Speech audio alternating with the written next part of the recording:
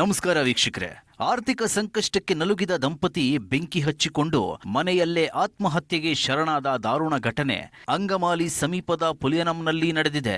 ಮೃತರನ್ನ ತುರವೂರು ಮೂಲದ ಸನಲ್ ಮತ್ತು ಅವರ ಪತ್ನಿ ಸುಮಿ ಎಂದು ಗುರುತಿಸಲಾಗಿದೆ. ಮೃತರ ಮಕ್ಕಳಾದ ಅಶ್ವಥ್ ಮತ್ತು ಅಷ್ಟಿಕ್ ಎಂಬುವವರಿಗೆ ಸುಟ್ಟ ಗಾಯಗಳಾಗಿವೆ.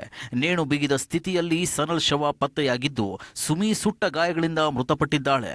ಗಂಭೀರ ಸುಟ್ಟ ಗಾಯಗಳಿಂದ ಬಳಲುತ್ತಿದ್ದ ಅಷ್ಟಿಕ್ನನ್ನ ಎರ್ನಾಕುಲಂನ ಖಾಸಗಿ ಆಸ್ಪತ್ರೆಯ ತೀವ್ರ ನಿಗಾ ಘಟಕದಲ್ಲಿ ಇರಿಸಿ ಚಿಕಿತ್ಸೆ ಮುಂದುವರೆಸಲಾಗಿದೆ.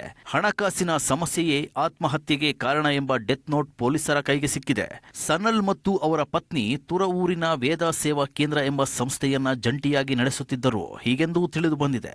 ದಾರುಣ ಘಟನೆ, ಆರ್ಥಿಕ ಬಿಕ್ಕಟ್ಟಿಗೆ ನೊಂದು ದಂಪತಿ ಆತ್ಮಹತ್ಯೆ. ಅಪ್ಡೇಟ್ಗಳಿಗಾಗಿ ನಮ್ಮ ಚಾನಲ್ ಅನ್ನು ಸಬ್ಸ್ಕ್ರೈಬ್ ಮಾಡಿ.